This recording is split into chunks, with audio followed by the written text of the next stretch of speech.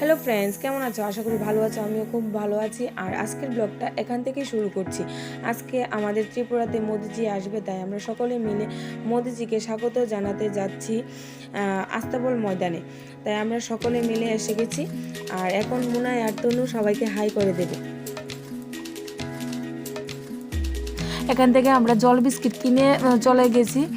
চলে যাওয়ার পর ঢুকতে পারিনি ভিতরে, কারণ ব্যাগ রেখে যেতে হয়। আর এখন বসে টিফিন খেয়েছি আর 32টা দাঁত বের করে আমি হাসছি। দেখো আমার দাঁতগুলি পান খেয়ে একবারে কালো করে ফেলেছি।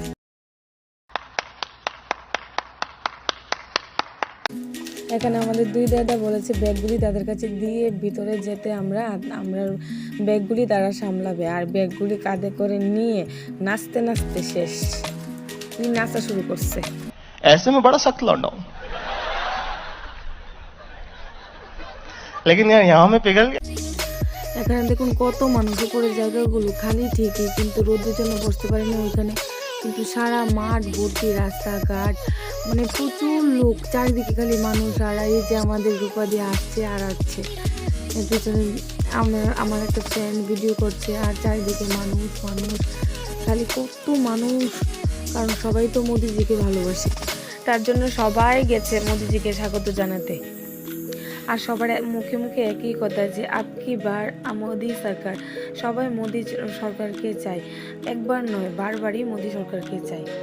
আর এখানে আমাদের প্রাক্তন মুখ্যমন্ত্রী ভাষণ দিচ্ছে, তারপর স্লোগানের মধ্যে দিয়ে বিভিন্ন ধরনের গানের মাধ্যমে মোদিজিকে স্বাগত জানাচ্ছে।